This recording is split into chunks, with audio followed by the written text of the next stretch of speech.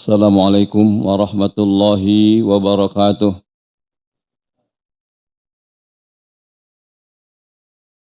Bismillahirrahmanirrahim. Alhamdulillazi arsala rasulahu bil huda wa dinil haq yuzhiru 'ala ad-dini kullih wa kafa billahi syahida. Asyhadu an la ilaha illallah wahdahu la syarika lah wa asyhadu anna Muhammadan abduhu wa rasuluhu la nabiyya ba'dah. Wassalatu wassalamu ala Rasulillah Nabina Muhammad ibn Abdullah wa ala alihi wa sahbihi wa man tabi'alah. La hawla wa la quwwata illa billah. Subhanaka la ilma lana illa ma 'allamtana innaka antal alimul hakim. Rabbi shrah sadri wa yassir amri wa hlul min lisani yafqahu qawli. Para jamaah hadirin dan hadirat yang dirahmati Allah, alhamdulillah kita pada hari ini kita mengalih puasa Ramadan kita. Satu hal atau yang harus kita lakukan adalah kita bersyukur pada Allah ketika usia kita sampai di bulan Ramadan dengan rasa syukur yang sangat besar. Karena sampainya usia seseorang di bulan Ramadan itu merupakan salah satu nikmatul uzma, anugerah yang sangat besar, anugerah yang agung yang Allah berikan kepada kita. Ketika kita sampai di bulan Ramadan usia kita, maka kita berpotensi untuk masuk surga lebih dulu dibanding saudara-saudara kita yang tidak mengalami bulan Ramadan. Bahkan kalau sudah meninggal tahun yang lalu pun artinya, kalau ada orang yang mati syahid meninggal tahun lalu dan kita sekarang masuk Ramadan, kita tetap berpotensi untuk masuk surga lebih dulu. Ya mudah-mudahan kita bisa masuk surga bighairi hisab, tanpa harus dihisab oleh Allah Subhanahu wa taala. Dan ini diceritakan oleh Talhah. Talhah itu salah sahabat Rasulullah. Beliau pernah bermimpi bahwa ada dua orang sahabat Nabi, kakak beradik. Satu mati syahid tahun sebelumnya. Kemudian yang kedua adiknya ini masih hidup di bulan Ramadan. Kemudian setelah Ramadan dia meninggal.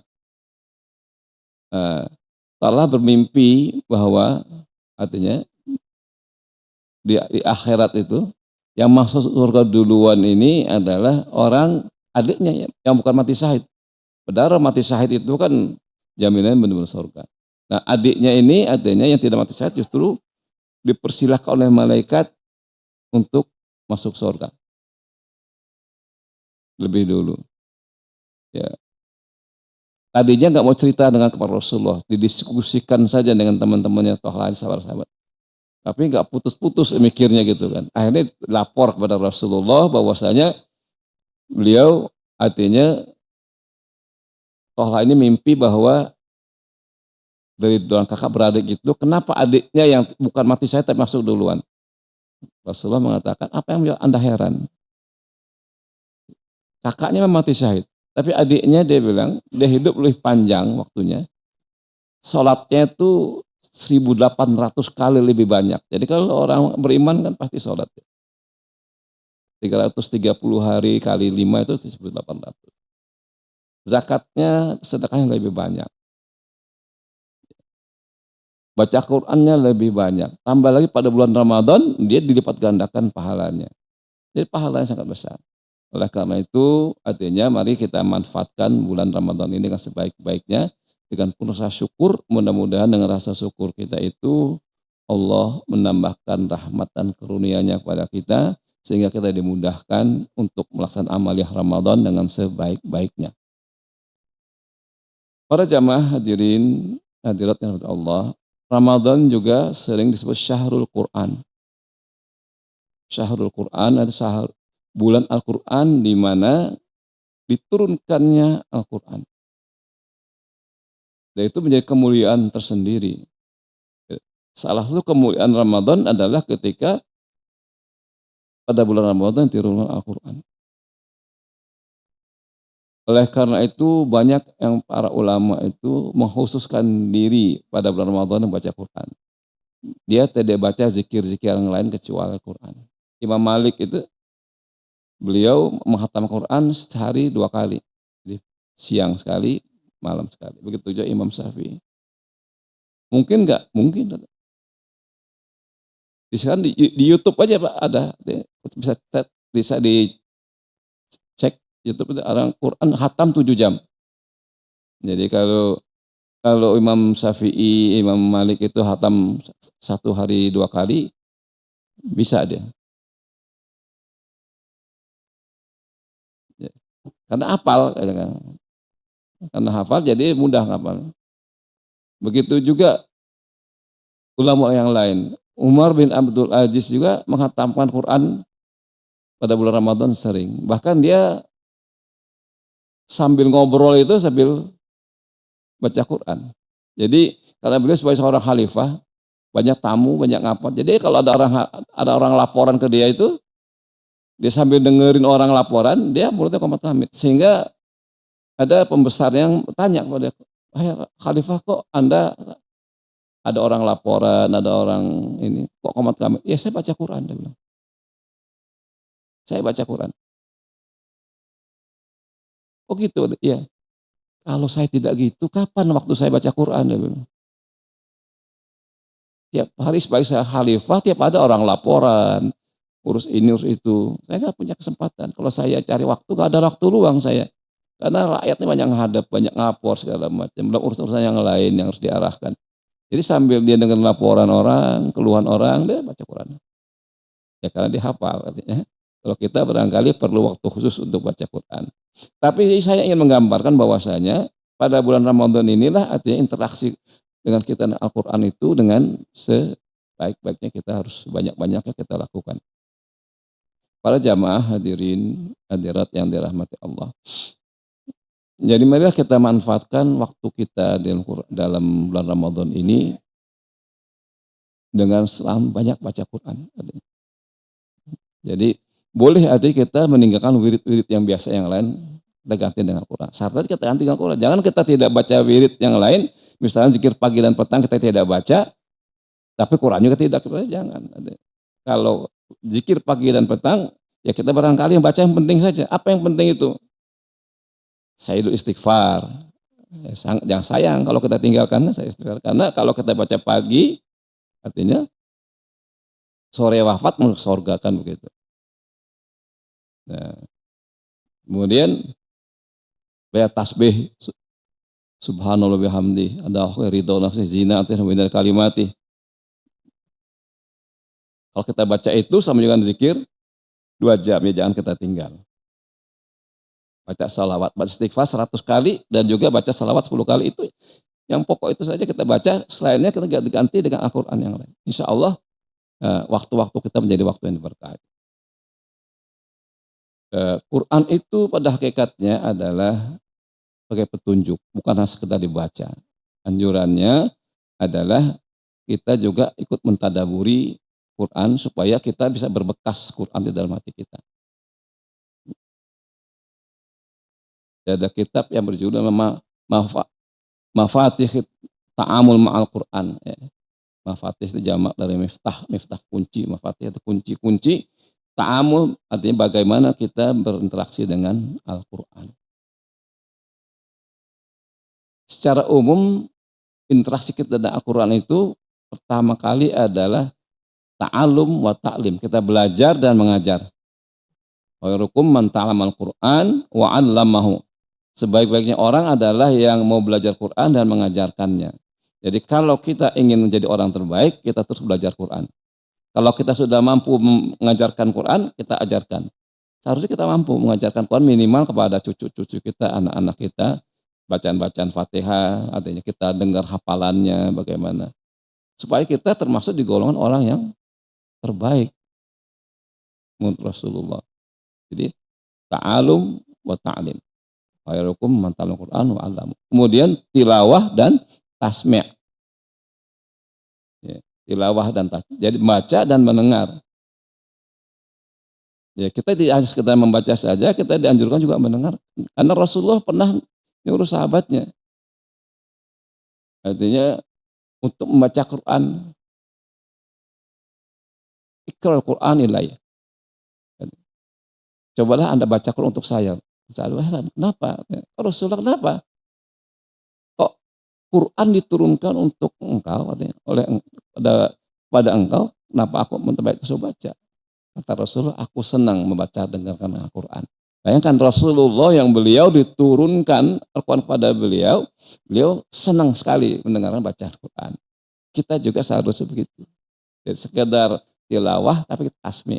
Dengan tasmi itu kita bisa tahu bacaan-bacaan yang benar dan bisa kita nikmati suara-suara orang yang bagus dan lagu-lagunya yang bagus.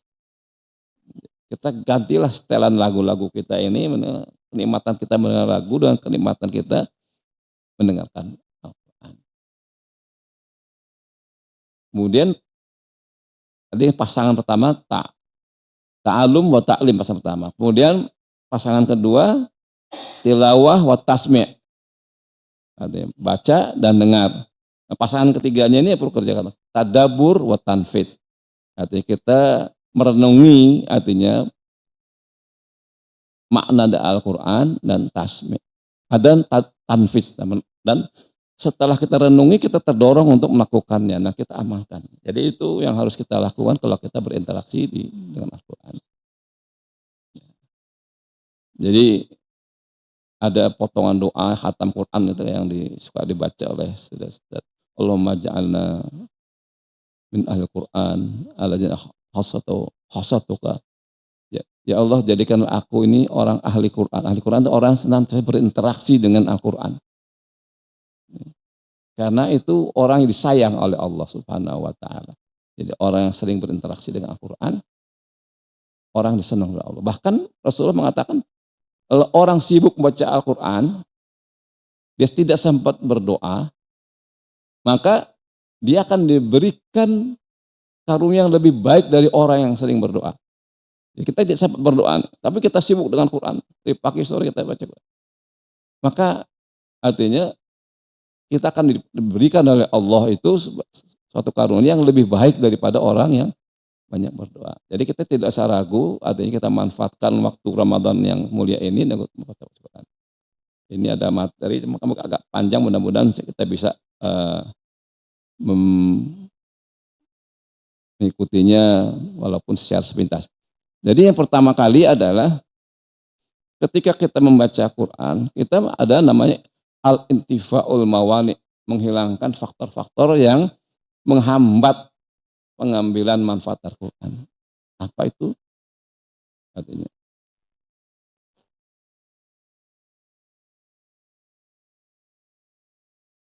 ya.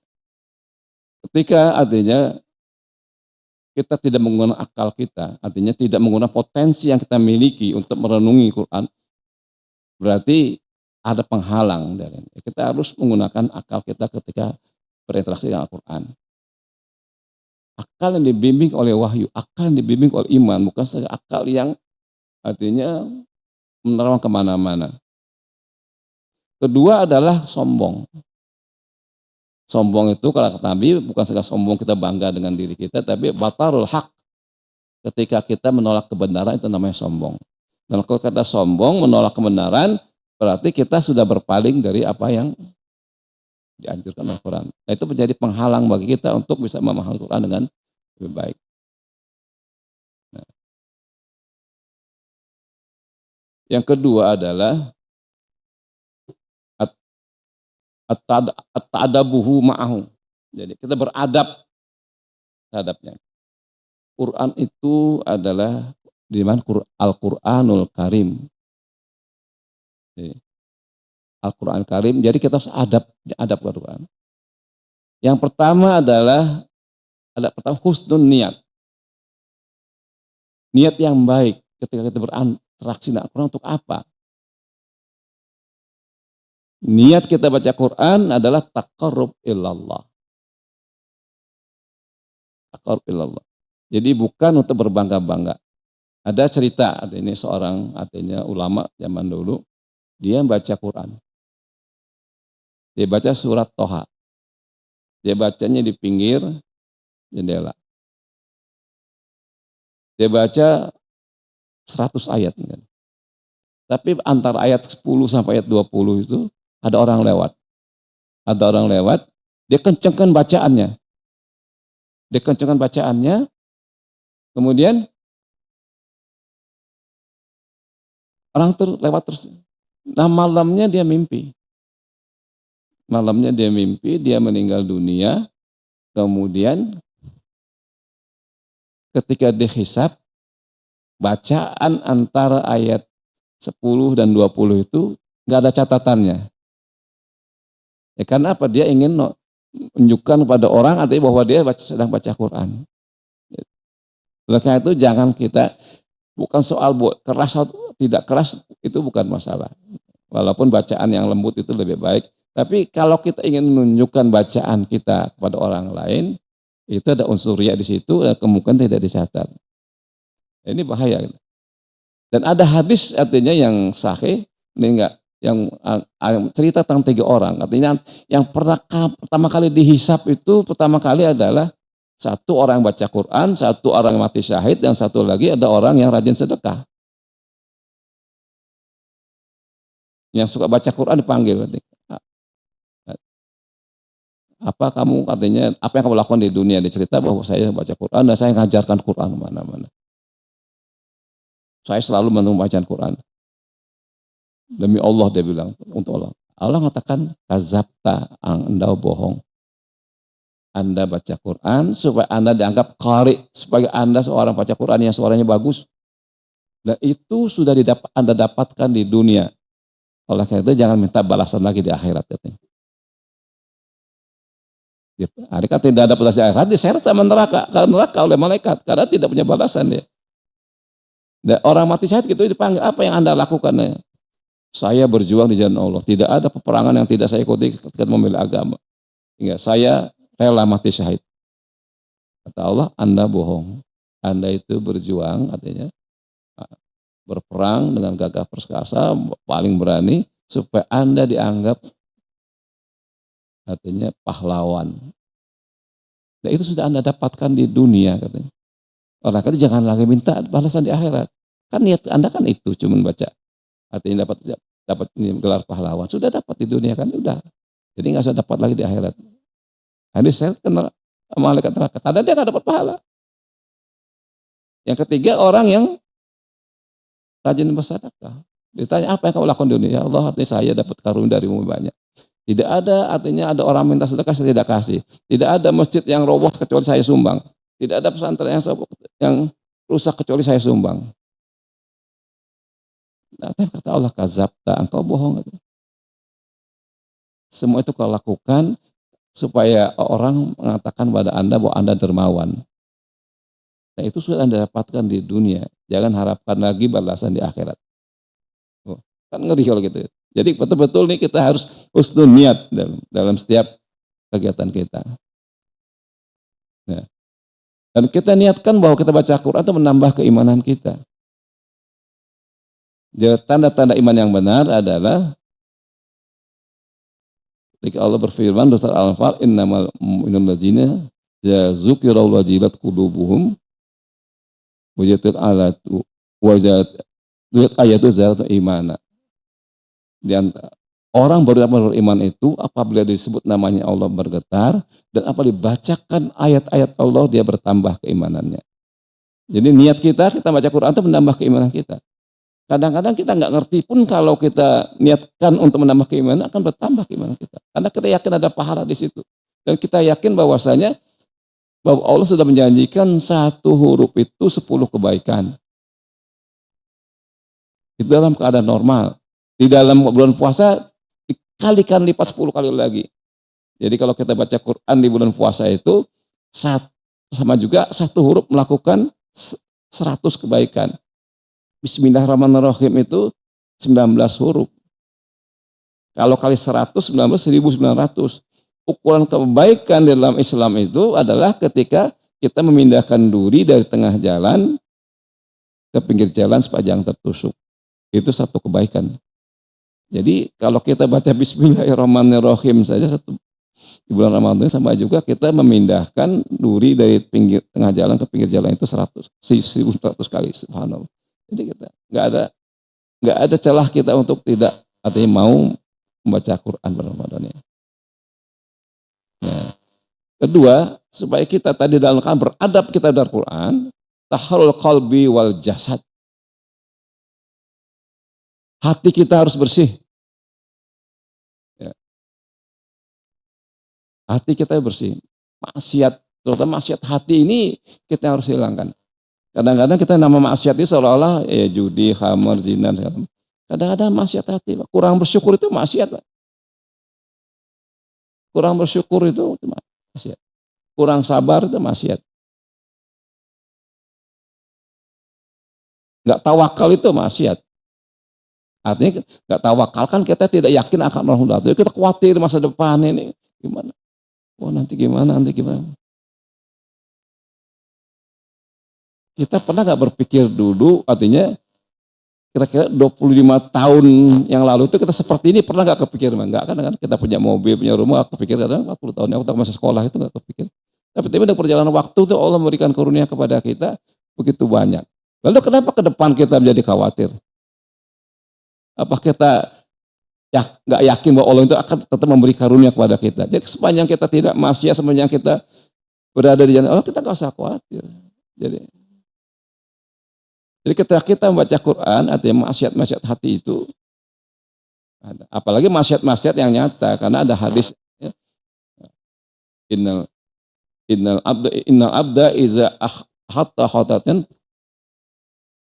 nukitat fi qalbihi nuqtatun saudah. Jadi apabila seseorang melakukan dosa, maka di dalam dalam hatinya itu ada kan bintik dosa. Ada bintik dosa. Jadi tambah lagi dosanya, tambah bintik hitam, tambah banyak lagi bintik hitamnya. Kalau tidak bertobat. Kalau tidak bertobat, maka bintik hitam terkikis. Jadi ada baiknya juga sebelum baca Quran itu kita beristighfar. Kita ada ta'awuz. Ta'awuz itu artinya membaca perlindungan dari Allah supaya kita bersih dari penghalang-penghalang kita untuk memahami Al-Quran. Badan pakaian kita juga harus bersih. Anjurannya kita selain bersih secara jasad, bersih dari najis, kita bersih dari hadus. Ada hadas. Anjuran kita berwudu, kita baca Quran. Walaupun barangkali kalau tanpa megang mushaf, artinya mushaf kita tidak berwudu, nggak apa-apa. Kalau pegang mushaf, lebih keras lagi anjuran. Bahkan sebagai ulama mewajibkan kita membaca Quran dalam keadaan berwudu ketika kita pegang mushaf. Tapi anjuran yang umum, artinya kita membaca Quran itu supaya kita seolah bersiap, artinya menghadap Allah. Karena itu kalamullah, surat cinta dari Allah yang kita baca itu. Jadi, bersihkan hati kita, bersihkan jasad kita, supaya nanti Quran itu masuk ke dalam kalbu kita.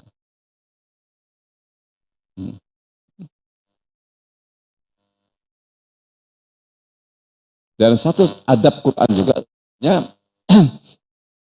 kita mengkhususkan diri sibuk dengan baca Quran. Tafrihun nafsi an syawagiliha.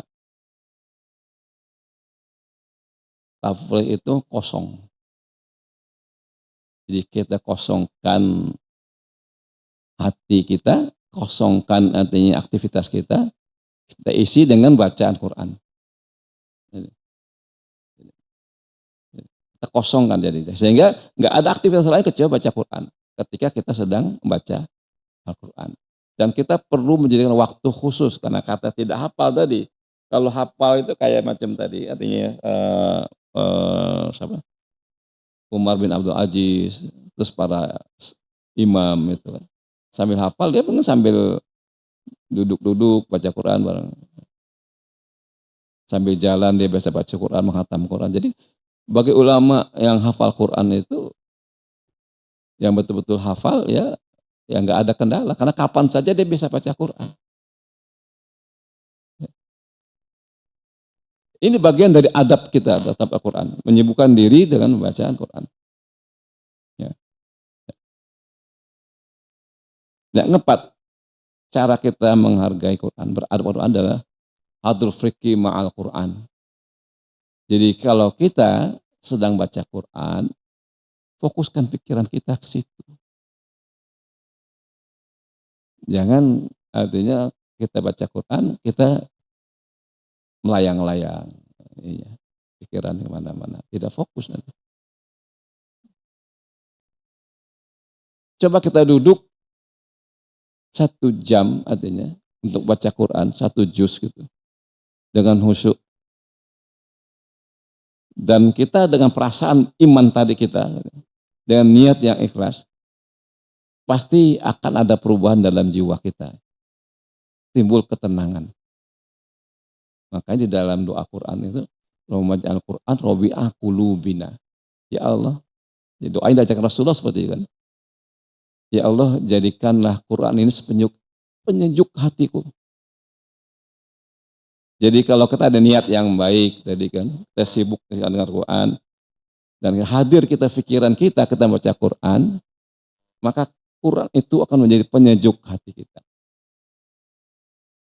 Jadi kalau seandainya orang Islam itu tidak pernah suntuk, katanya harusnya nggak sempat suntuk kalau dia sibuk dengan Quran. Kalau sering kita suntuk itu karena kita tidak sibuk dengan zikir, tidak sibuk dengan Quran. Oleh karena itu, mari kita sibukkan diri kita, terutama dalam bulan Ramadan ini, kita sibukkan diri kita dengan membaca Al-Quran, berinteraksi dengan Al-Quran. Kalau sempat ini adalah kita baca juga artinya. Walaupun artinya kalau kita membaca arti saja, ya, kalau kita tidak pernah belajar tafsir Quran, kadang-kadang ya belum bisa kita memahami secara ini. Coba Bapak Ibu perhatikan, Bapak dan Ibu tahu arti Quran. Tapi ketika ada ustadz yang ngajar tafsir menjelaskan, pasti artinya beda pemahaman. Oh ternyata begini, oh ternyata begini. Beda artinya. Jadi, tapi itu bukan berarti mengecilkan kalau kita baca terjemahan, silahkan. Baca tafsir juga silahkan. Artinya, baca tafsir juga silahkan.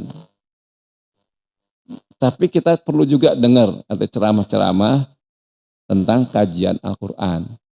Karena beda. Ya mohon maaf, silahkan Bapak dan Ibu baca tafsir Ibnu Katsir. Apalagi Ibnu Katsir yang banyak itu kan. Nah, ini kaul ini begini, pendapat Qatadah begini, pendapat Ibnu Abbas begini. Pusing kita kadang. Tapi kalau kita belajar dengan ustadz aja yang paham, dan ustadz itu pernah belajar tafsir, kita akan dimudahkan. Oh ternyata ayat yang maksud adalah begini. Tafsir Ibnu Katsir itu kan tafsir bil maksur. Jadi tafsir maksur, tafsir yang dia tidak ngarang-ngarang sendiri pendapatnya. Dia ngutip pendapat para sahabat, pendapat para tabi'in. Ya, nah mungkin dia kemudian menyimpulkan.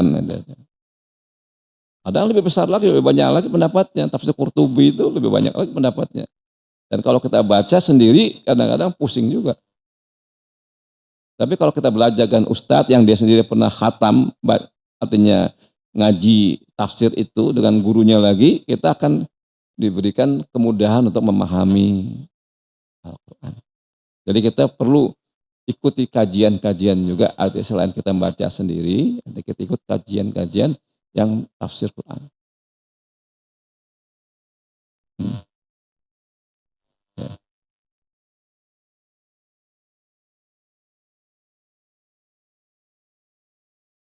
Yang pertama tadi menghilangkan penghalang, kedua beradab dengan Quran, yang ketiga husnul talaqi. Jadi kita harus mengambil, bisa mendapat manfaat yang baik dari Al-Quran. Bagaimana caranya? Pertama adalah biqalbin khasyi', dengan hati yang khusyuk. Khusyuk itu artinya takut, merasakan betul keagungan Al-Quran. Jadi kalau kita membaca Quran itu, tadi selain hadir pikiran hati kita, harus setelah dengan rasa khusyuk. Khusyuk itu artinya tunduk, patuh. Sehingga kita tadi mengkonsentrasikan pikiran kepada Quran tadi. Ya, kita cek.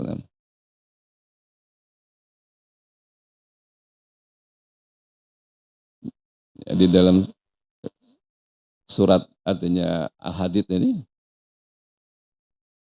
Allah berfirman, dan belumlah Belumkah datang waktu bagi orang beriman untuk tunduk hatinya mereka mengingat Allah. Antahsa qulubum bi zikrillah. Dan kepada kebenaran yang telah turun kepada mereka, dan jangan mereka seperti orang-orang yang sebelumnya telah turun Alkitab kepadanya, kemudian berlalulah masa yang panjang dan mereka atas mereka lalu hati mereka menjadi keras, dan kebanyakan di antara mereka adalah orang-orang yang fasik. Jadi ketika kita membaca Quran itu dengan hati yang khusyuk tadi, meresap mati dalam jiwa kita. Nah, bit ta'zim. Dari selain khusyuk, tunduk, artinya kita agungkan, kita baca Quran, kita sedang berdialog dengan Allah. Kita berdialog dan membaca surat cinta dari Allah. Ya, karena itu anjurannya baik seperti dalam Quran itu ya baca Quran kita karena mengagungkan Allah, kita duduknya bersimpuh dengan rapi. Jangan kau baca komik gitu, baca Quran sampai tiduran. Ta'zim gitu. Walaupun boleh artinya tapi tidak menunjukkan ta'zim kita pada Al-Quran.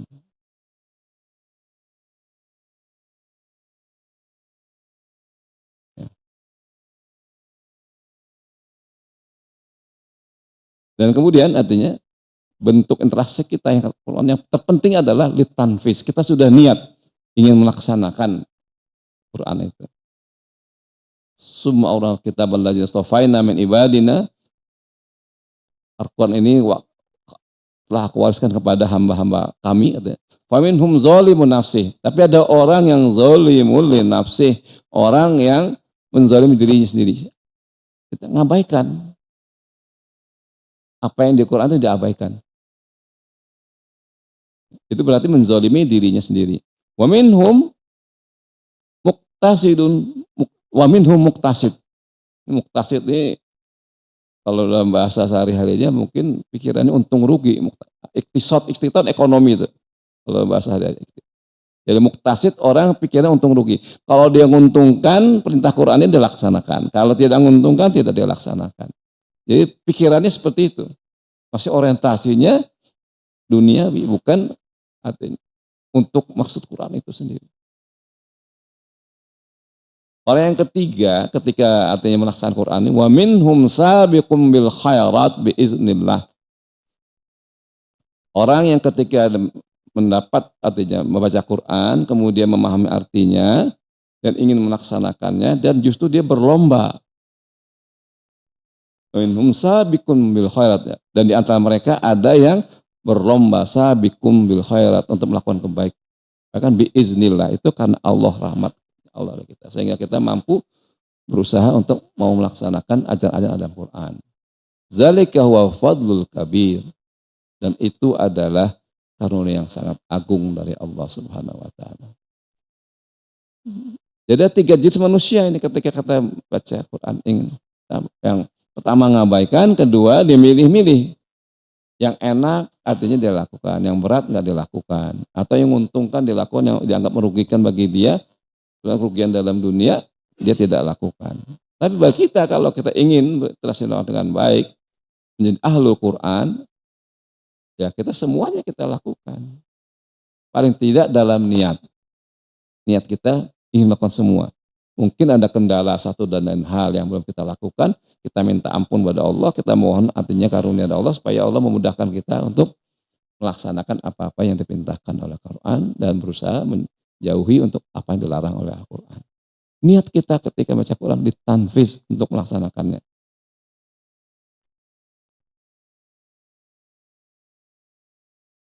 Ya. Yang keempat,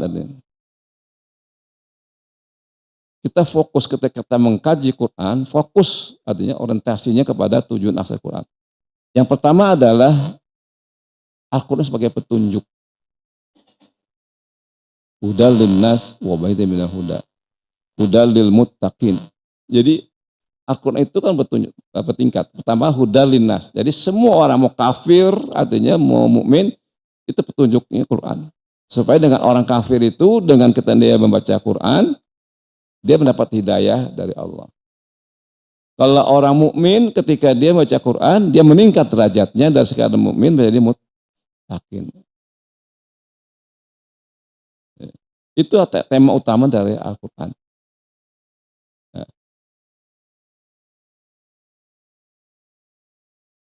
Yang kedua adalah tujuan Al-Quran adalah takwin syakhsiyat Islamiyah, untuk pribadi-pribadi yang Islami. Ya. Jadi kita diperintahkan untuk membaca, itu perintah Islam. Iqra bismillahirrahmanirrahim. Kemudian nun wa qalam wa yasturun. Kita diperintahkan untuk belajar menulis, belajar membaca, belajar baca, belajar menulis. Kemudian belajar mempraktekkannya dengan tilawah Al-Quran. Sehingga ketika kita mampu membaca Quran dengan baik, memahami Al-Quran dengan baik, kita menjadi pribadi Muslim yang tangguh.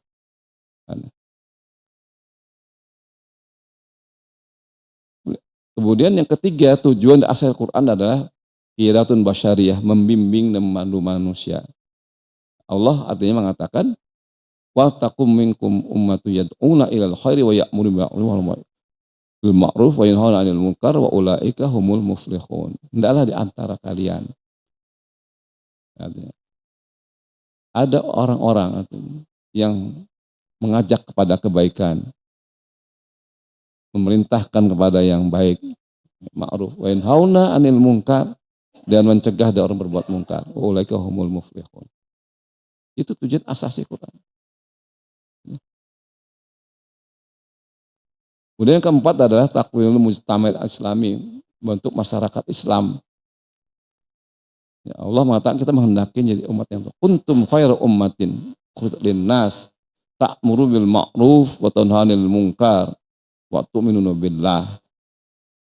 Kalian adalah umat yang terbaik. Kita berusaha artinya ketika dengan memahami Al-Quran agar kita pribadi-pribadi kita sudah baik, kemudian kita berkumpul di dalam masyarakat, pribadi-pribadi yang baik itu menjadi masyarakat yang baik, sesuai dengan ajaran Islam.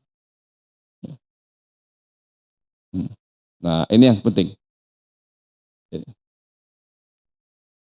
Bagaimana kita berinteraksi dengan Al-Quran? Seharusnya kita tidak punya contoh. Ada orang-orang yang pernah berinteraksi dengan Al-Quran dengan baik, dan itu menjadi pribadi-pribadi yang baik masing-masing, kemudian masyarakat menjadi masyarakat yang terbaik. Siapa itu? Ya para sahabat. Yang kelima ada ittiba'ul kafiyah ta'amul sahabat. Bagaimana artinya tata sahabat ketika berinteraksi dengan Al-Quran. Yang pertama adalah an-nazaratul kulliyah, pandangan komprehensif. Jadi Al-Quran itu tidak bisa dipahami sepotong demi sepotong, apalagi ayat dengan ayat. Bahaya. Ayat yang pendek aja misalnya wawailul lil musallin. Kalau kita potong itu kan repot. Celakalah orang sholat. Harus dilanjutkan.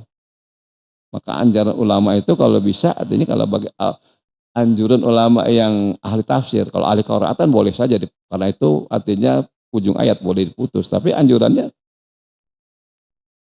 diwasol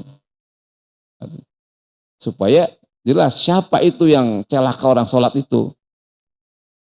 Secara qiraat boleh diputus artinya, karena itu akhir ayat wawailul lil musallin allazina fi sholatihim sahun. Jadi anjurannya kalau orang yang baca tafsir, artinya ahli tafsir mengatakan wawailul lil musallin allazina hum an sholatihim sahun. Jadi jangan putus. Wailul lil musallin saja nanti. Celaka orang salat. Berharap lanjutannya orang siapa yang celaka salat? Itu tadi yang salatnya sahur, salatnya lalai. Tidak semua orang yang salat celaka. Jadi pandangan itu harus artinya komprehensif. Itu dipahami, perlu belajar makanya. Para sahabat itu dia belajar kalau belum mengerti betul, artinya dia tidak akan pindah belajar tempat lain. Ayat yang lain, 10 ayat, dia paham betul, baru dia pindah ke yang lain. Jadi tidak mau cepat-cepat pindah ketika melakukan kajian. Tidak boleh bosan kita. Kok itu saja. Lu Kiai Ahmad Dahlan itu mulai ngajarin murid-muridnya surat Al-Ma'un itu berbulan-bulan sampai bosan. Ya, makanya surat Al-Ma'un itu jadi pedoman umum Muhammadiyah karena fakir miskin, anak yatim segala macam kan. Jadi artinya tema sentral Muhammadiyah. Karena dari awal pendiri Muhammadiyah itu dia waktu ngajarkan pada murid-muridnya nggak pindah-pindah. Saya murid kok Al-Ma'un terus ya katanya. Ya saya mau pindah kalau Anda sudah ngerti dan Anda mendorong untuk beramal untuk itu, saya pindah. Dia bilang. Kalau enggak. Biar sampai bosan dia bilang. Bicara, beliau artinya Kiamat Allah itu niru artinya apa yang dilakukan oleh para sahabat ketika mengajarkan Quran. Ya. Yang kedua, duhul Quran duna muqarratin sabiqah. Jadi kalau kita belajar Quran, kita lepas dulu artinya memori-memori kita yang lalu. Barangkali kita punya pengetahuan-pengetahuan yang bertentangan Quran, yang kita buang. Jangan sampai nanti artinya pengetahuan kita, misalnya kita barangkali baru belajar Quran sekarang. Dulu kita belajar macam-macam gitu. Pikiran-pikiran Yunani, pikiran segala macam filsafat. Nah, kalau kita belajar Quran, kita buang itu semuanya, kita masuk ke dalam. Kita sahabat seperti itu supaya nanti tidak terkontaminasi pemahaman kita dengan pemahaman Quran yang kita ingin pahami ini terkombinasi dengan cara berpikir kita yang sebelumnya. Bisa saja menyimpang. Oleh karena itu kalau kita baca Quran, kosongkan pikiran kita dari paham-paham yang memang itu.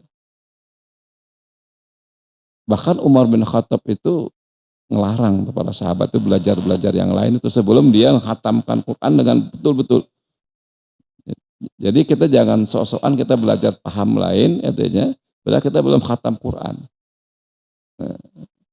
Nanti kita bisa pengaruh artinya ikut paham-paham yang di luar Quran, komunis, segala macam lah model-model kayak gitu, liberal. Nanti kita susah artinya memahami Quran. Kita buang dulu pemahaman-pemahaman yang sebelumnya. Bahkan sesudahnya pun nggak boleh kita campur. Kalau kita belum khatam Quran, jangan kita belajar Injil. Jangan kita baca Taurat, nanti repot kita. Pahami betul artinya Quran, baru kita belajar yang lain. Nah, yang ketiga, bagaimana cara sahabat itu berinteraksi? As-siqatul mutlaqah, kepercayaan mutlak. Ya.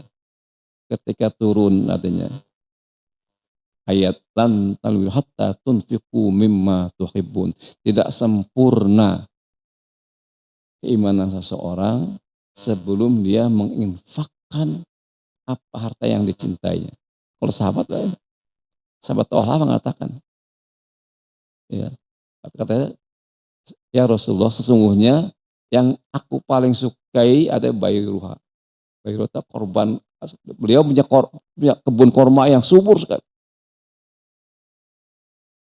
Ya, karena saya mendengar ayat ini, dia bilang, maka saya sedekahkan. Bayangkan korban harta yang paling senang itu korban-korbannya dia.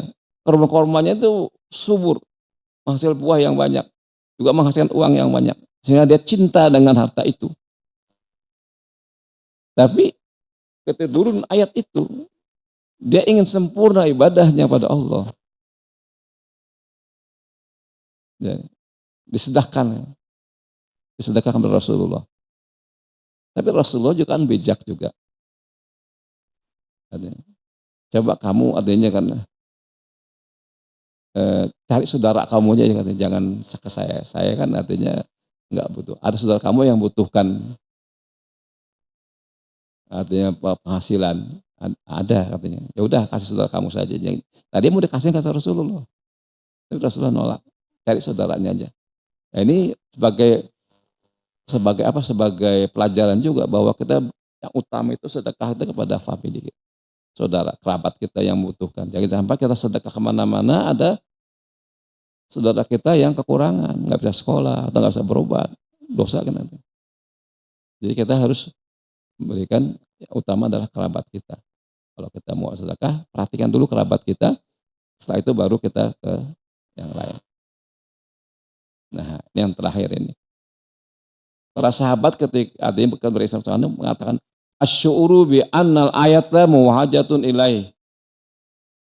Kalau setiap ayat yang turun atau kalau kita setiap membaca ayat ada berkaitan dengan hal tertentu itu tujukan ke kita. Larangan orang munafik. Kita merasa jangan-jangan saya munafik nih. Larangan ghibah. Oh, itu turun tujuan kita bukan orang lain.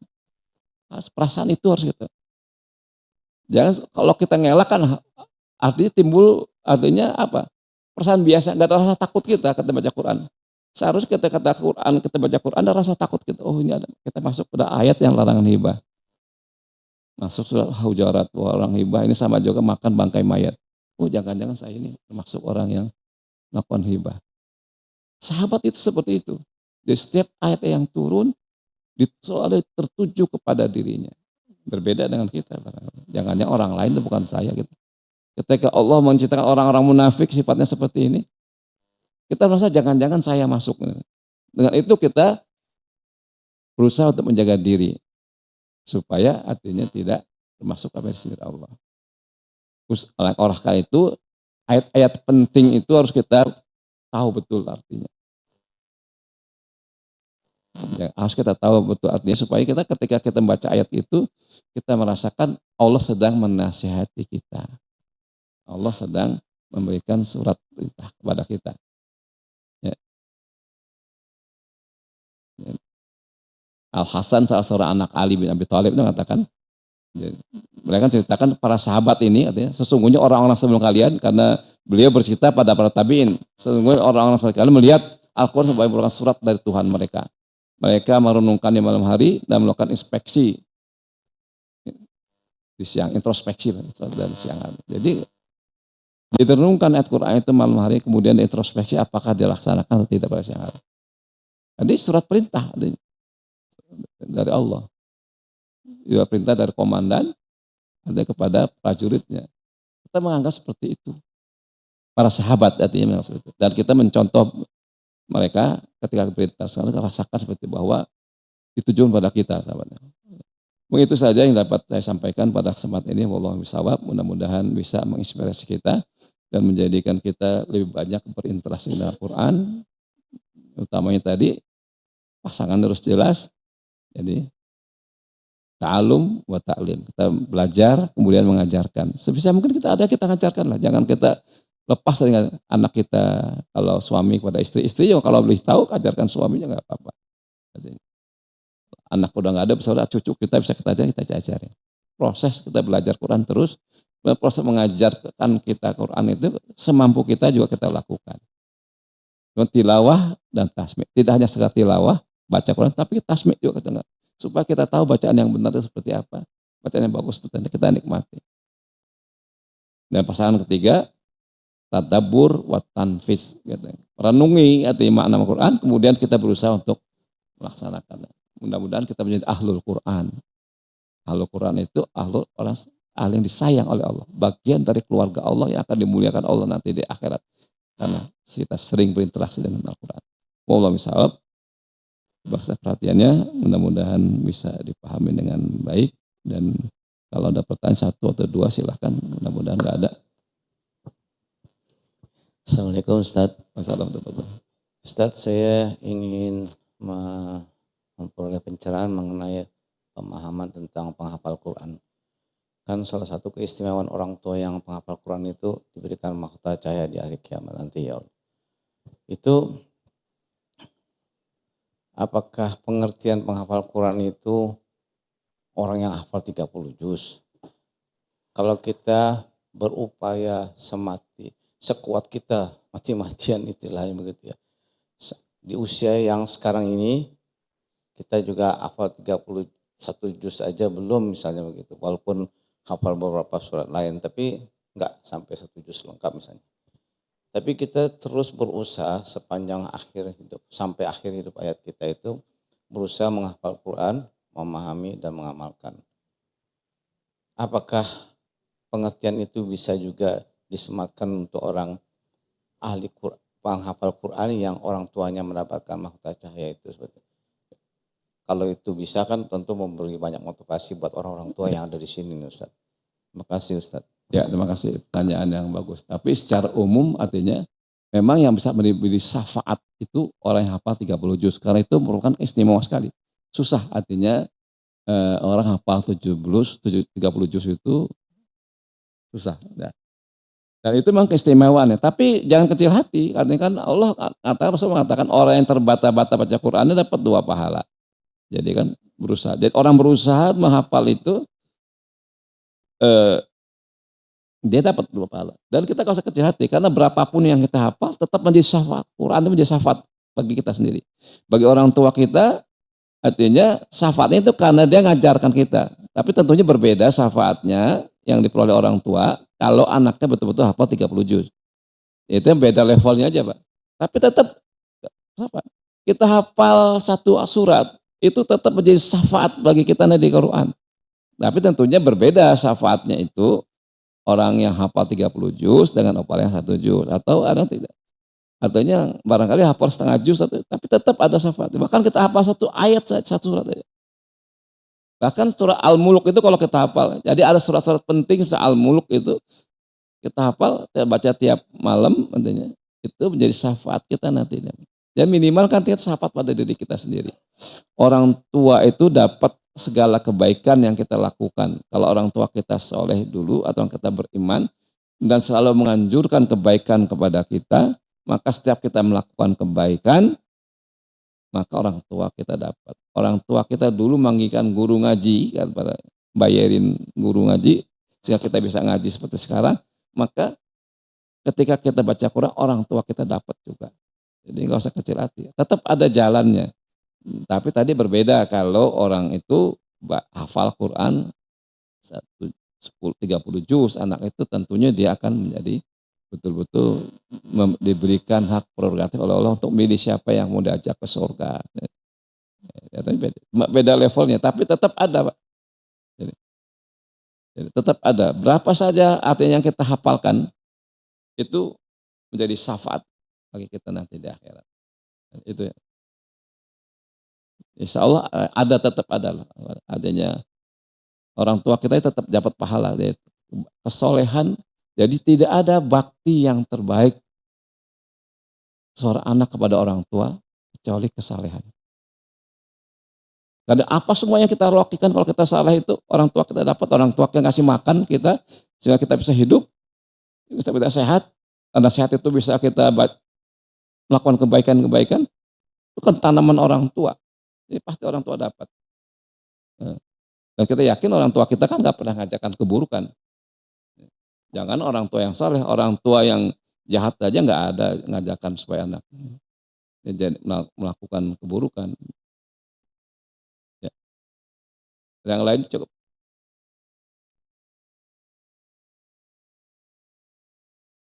Ya. Kalau enggak kita tutup ya. Coba. Ya, mari kita tutup dengan doa. Bismillahirrahmanirrahim. Alhamdulillahirabbil alamin. Hamdan yuafi ni'amahu yukafi mazidah. Ya Rabbana lakal hamdu kama yanbaghi li jalali wajhikal karim wa 'azimi sultanik. Subhanaka la nuhsi sanata ala nafsik. Allahumma shalli wa sallim wa barik ala sayyidina Muhammadin wa ala alihi wa ashabihi ajma'in. Allahumma qsim lana min khasyatika ma yaqulu bainana wa baina ma'asik. Min ta'atika ma tuballighuna jannatak. Ya Allah Tuhan kami, karena kepada kami rasa takut kepadamu yang akan menghindarkan kami dari perbuatan maksiat. Ya Allah Tuhan kami, karena kepada kami ketaatan kepadamu yang akan menghantarkan kami kepada surgamu. Allahumma a'inna ala zikrika wa syukrika wa husni ibadatik. Allahumma nas'aluka hubbaka wa hubba ma yuhibbuka wa hubbaka al-amali qarribuna ila hubbik. Ya Allah ya Tuhan kami, tolonglah kami agar kami dapat senantiasa mengingat-Mu. Ya Allah Tuhan kami, tolonglah kami agar dapat kami senantiasa bersyukur kepadamu. Ya Allah Tuhan kami, tolonglah kami agar kami dapat beribadah kepadamu dengan cara yang sebaik-baiknya. Ya Allah Tuhan kami, aku mohon cinta-Mu, cinta orang-orang yang mencintaimu. Aku mohon pula agar hati kami cinta terhadap segala amal perbuatan yang akan menghantarkan kami kepada cinta-Mu. Allahumma habib ilainal iman wa zayyinhu fi qulubina wa karhil kufra wal fusuqa wal isyan waj'alna minar rasyidin. Ya Allah ya Tuhan kami, tanamlah keimanan dalam hati kami. Jadi kami mencintai keimanan dan keimanan mengisi relung hati kami. Sehingga kami membenci kekufuran, membenci perbuatan maksiat, membenci perbuatan dosa. Dan jadikan kami orang mendapat petunjuk-Mu. Allahumma ja'alna wa azwajana wa auladana wa zuriyatan min al-ilmi wa zikri wal Qur'an wal jannah wa sabiquna bil khairat. Ya Allah Tuhan kami, jadikanlah kami, istri kami, anak keturunan kami, orang-orang yang mencintai keimanan, mencintai zikir, mencintai Al-Quran, dan jadi orang yang selalu berlomba dalam kebaikan, dalam mencapai dan mengharapkan ridho-Mu. Rabbana la tuzigh qulubana ba'da idh hadaitana wa hab lana min ladunka rahmah innaka antal wahhab. Rabbana atina fid dunya hasanah wa fil akhirati hasanah wa qina azaban nar. Subhana rabbika rabbil izzati amma yasifun wa salamun alal mursalin walhamdulillahi rabbil alamin. Amin amin rabbal alamin. Subhanakallah bihamdika asyhadu an la ilaha illa anta astaghfiruka wa atubu ilaik. Assalamualaikum warahmatullahi wabarakatuh.